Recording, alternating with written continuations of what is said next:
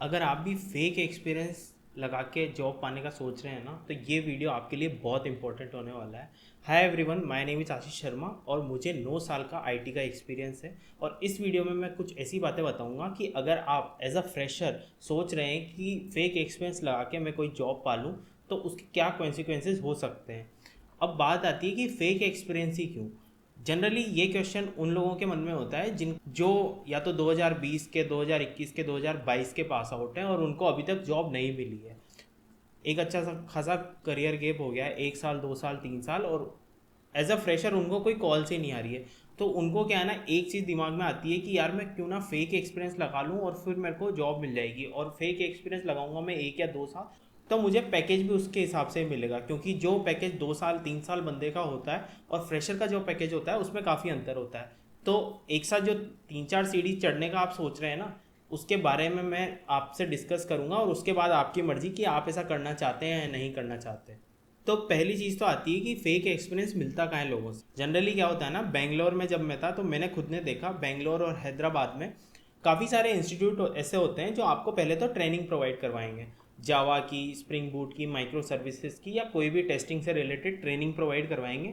Training भी अच्छी खासी प्रोवाइड करवाते हैं, वो नॉलेजेबल होती है। लेकिन उसके बाद क्या है ना, इंस्टीट्यूट आपको बोलेगा कि देखो, सिर्फ ट्रेनिंग के बाद तो आपको जॉब नहीं मिल पाएगी, आपको कुछ अलग करना होगा। अब आपके ईयर गैप भी हो गया है तो कॉल्स भी नहीं आ रही है, तो उस केस में क्या करती है ना ये ट्रेनिंग कंपनीज, ये आपको फेक सर्टिफिकेट प्रोवाइड करवाती है। इन्होंने ही कुछ कंपनीज बनाई हुई होती हैं, उनकी एक वेबसाइट भी होती है। एक जेन्युइन काम वहाँ पे नहीं होता है, कोई प्रोजेक्ट पे काम नहीं होता है, एक कमरे की कंपनी होगी वो सिर्फ। और वो आपको क्या है ना, एक फीस लेगी 10,000, 20,000, 50,000 तक रुपए तक स्टूडेंट से ले लेते हैं ये लोग। और उसके बाद क्या है ना, 3 महीने की pay slip, offer letter, resignation letter और रिलीविंग लेटर, एक्सपीरियंस लेटर, ये सब आपको प्रोवाइड करवा देंगे।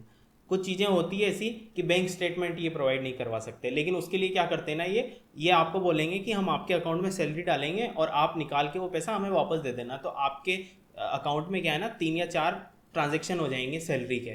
तो उस हिसाब से ये बैंक ट्रांजेक्शन भी बनवा देंगे नकली, कि हाँ आपके अकाउंट में सैलरी आई थी। अब ये चीज़ क्या है ना, एथिकली बिल्कुल सही नहीं है। अब आप ये मान के चलो कि एक इंस्टीट्यूट में कितने लोग पढ़ाई करते हैं, 500 लोग, 1000 लोग। अब वो 500 लोग, 1000 लोग सिर्फ एक ही कंपनी का फेक एक्सपीरियंस लगा रहे हैं, तो मार्केट में क्या है ना, एचआर को भी ये मालूम होता है कई बार कि ये कंपनी फेक है। क्योंकि आप एचआर ने कभी उस कंपनी का कोई नाम नहीं सुना और उसका एक्सपीरियंस काफ़ी लोग लगा रहे हैं, तो इजीली एचआर आइडेंटिफाई कर जाता है कि यार ये कंपनी तो फेक है। तो आपको अगर मान लो फेक एक्सपीरियंस लगा के रिक्रूटर कोई कॉल भी कर देता है, और उसके बाद वो बैकग्राउंड वेरिफिकेशन या फर्स्ट टाइम जो वेरिफिकेशन होता है ना कि हाँ ये बंदा राइट है या नहीं है कॉल करने के लिए, उस वेरिफिकेशन में ही आपको पकड़ लेगा कि यार ये बंदा तो कोई जेन्युइन कंपनी से नहीं लग रहा है, ये किसी फेक कंपनी से लग रहा है। और यही कंपनी काफ़ी और लोग भी अप्लाई कर रहे हैं, और जब इनका इंटरव्यू लेने जाओ तो ये कुछ बताते नहीं है। तो इसका मतलब ये कंपनी फेक है। एक नेगेटिव पब्लिसिटी उस कंपनी के नाम के बारे में, जो कंपनी कभी एग्जिस्ट भी नहीं करती ना, उसके बारे में मार्केट में फैल जाती है, और इजीली एचआर लोग उसको आइडेंटिफाई कर लेते हैं और आपको फिर कोई कॉल ही नहीं करेंगे, उनको पता लग जाएगा कि ये प्रोफाइल ही फेक है। दूसरी बात आती है कि चलो आपका जो इंस्टीट्यूट है उसने नए नाम से कोई नई कंपनी बना ली, ठीक है ना, इनके लिए आसान होता है। एक कंपनी जैसे नए नाम से बनाई, एक कंपनी इन्होंने बनाई, उसके बाद दूसरी कंपनी की वेबसाइट, उसकी पे स्लिप, ये इजीली बना सकते हैं, रजिस्टर करवा के बना लेंगे एक दूसरी कंपनी भी। आपको इन्होंने रिज्यूमे में वो कंपनी डालने को भी बोल दिया, रिज्यूमे बनाने में भी हेल्प कर दी। उसके बाद हो सकता है आपको इंटरव्यू कॉल भी आ जाए। अब जब आप इंटरव्यू में बैठेंगे ना, तो इंटरव्यू का लेवल आपके एक्सपीरियंस के हिसाब से होगा। 2 साल 3 साल जो भी आप फेक एक्सपीरियंस लगा के वहाँ तक पहुँचे हैं, उस एक्सपीरियंस के हिसाब से इंटरव्यूअर आपसे क्वेश्चन पूछेगा। लेकिन आपने तो क्या है ना, रियल टाइम तो कोई काम किया नहीं। हो सकता है आप बेसिक क्वेश्चन बता पाएँ, जैसे फॉर एग्जांपल जावा के बेसिक क्वेश्चन आपने पढ़ लिए अच्छे से, आपके इंस्टीट्यूट ने आपको अच्छे से ट्रेनिंग दी थी, तो स्प्रिंग बूट, माइक्रो सर्विसेज, ये भी आपने अच्छे से बता दिया। लेकिन जहाँ तक बात आती है प्रोजेक्ट एक्सप्लेन करने की, उसका डिस्क्रिप्शन एक्सप्लेन करने की, रियल टाइम काम बहुत अलग होता है। एक इंस्टीट्यूट में पढ़ाई करना और एक रियल टाइम किसी ऑफिस में काम करना बहुत ज़्यादा अलग होता है। प्रोजेक्ट में आपको क्या है ना, काफ़ी सारी सिचुएशन, जैसे आप अपने कोड को डिप्लॉय कर रहे हैं, प्रोडक्शन में इश्यूज आ रहे हैं, उनसे डील करना होता है, और ऑफिस में काम कैसे करना होता है, ये बहुत अलग होता है एक इंस्टीट्यूट से ट्रेनिंग लेने में।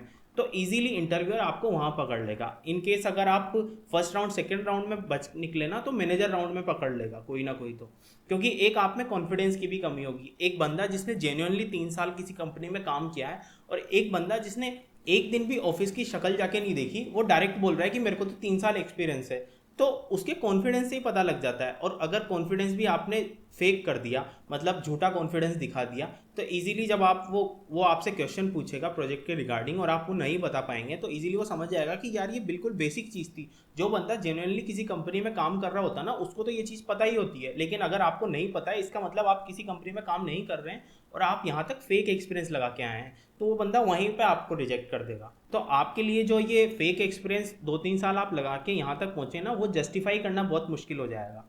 अब एक और चीज़ आती है कि प्रोजेक्ट एक्सप्लेनेशन के बारे में भी आपके इंस्टीट्यूट ने आपको बताया है, लेकिन इनका जो टेम्पलेट होता है ना, वो बहुत घिसा पिटा होता है, क्योंकि सेम टेम्पलेट ये पूरे पूरे इंस्टीट्यूट के सारे बच्चों को देते हैं और सेम टेम्पलेट सारे ही यूज़ कर रहे हैं। तो वो एक घिसा पिटा टेम्पलेट होता है, उससे इजीली पता लग जाएगा किसी भी मैनेजर को कि यार ये बंदा फेक है। अब अगर मान लो आपने इंटरव्यू भी निकाल लिया, आपने मैनेजर राउंड भी निकाल लिया, आप में कॉन्फिडेंस था, आपने काफ़ी सारे इंटरव्यूज़ दिए, और उसके बाद क्या है ना, आपने एक लेवल पे इंटरव्यू निकालना शुरू हो गया आपके इंटरव्यू, और आपने कोई कंपनी भी ज्वाइन कर ली।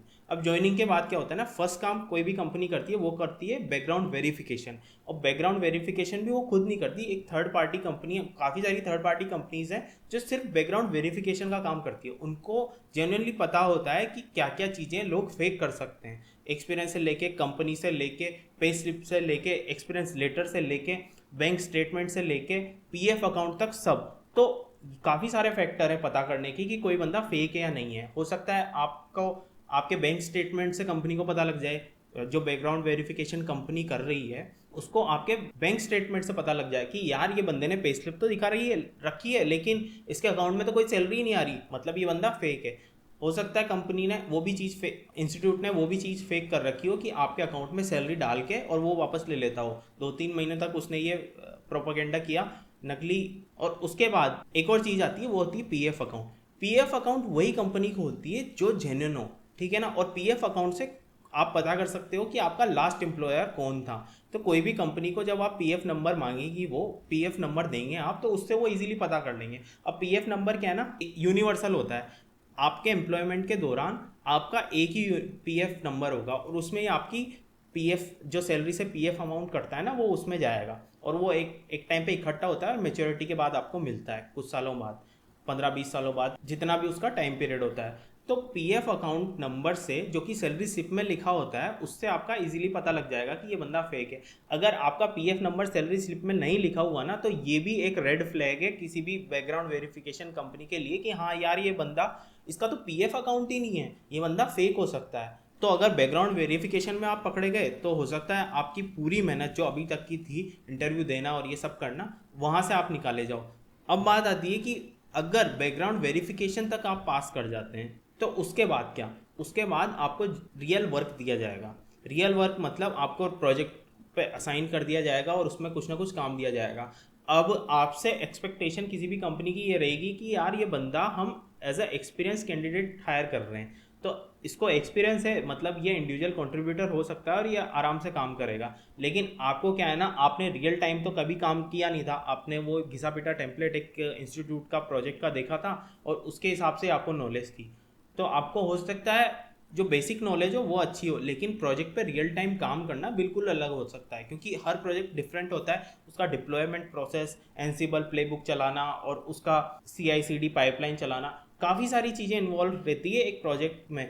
आपने कभी टीम मीटिंग में हिस्सा नहीं लिया, तो आपको उस चीज़ की भी ट्रेनिंग नहीं होगी। क्योंकि जो बंदा रियल टाइम में काम कर रहा है ना, आजकल मोस्टली सारे लोग क्या है ना, अजाइल फ्रेमवर्क यूज़ कर रहे हैं। अजाइल में आपको डेली स्टेटस देना होता है। अगर 3 साल का बंदा अपना डेली स्टेटस दे रहा है, और जो बंदा बिल्कुल फ्रेशर है, क्योंकि फेक एक्सपीरियंस लगा के आया है, तो होने में तो वो फ्रेशर ही है ना, तो फ्रेशर अपना डेली स्टैंड अप कॉल में स्टेटस दे रहा है, उसमें काफ़ी अंतर होगा, आप बता ही नहीं पाएंगे। तो ये सारे फैक्टर होते हैं किसी भी कैंडिडेट को पता करने की कि वो फेक है या नहीं है। अगर आपको काम करने में दिक्कत आ रही है ना, तो हो सकता है प्रोविजन पीरियड, जो जनरली 3 महीने 6 महीने का किसी भी कंपनी में होता है, उस पीरियड में आपको कोई भी कंपनी कभी भी किसी भी वक्त निकाल सकती है। तो हो सकता है उस पीरियड में आपको वहाँ से निकाल दिया जाए। तो एंड में मेरी यही सलाह आपको रहेगी कि आप अगर फ्रेशर हैं तो फेक एक्सपीरियंस लगाने के बारे में ना सोचें। क्या करना है, कैसे जॉब पानी है, मैं आने वाले वीडियोस में बताऊंगा। कुछ चीज़ें आप फेक कर सकते हैं लेकिन हर चीज़ आप फेक नहीं कर सकते। क्या चीज़ें आप फेक कर सकते हैं इसके बारे में मैं डिटेल में वीडियो बनाऊंगा आगे। आप इस चैनल को सब्सक्राइब करके रखें क्योंकि बहुत अच्छे अच्छे वीडियोस आगे आने वाले हैं जो आपके काफ़ी हेल्पफुल होने वाले हैं। Thank you so much for watching this video.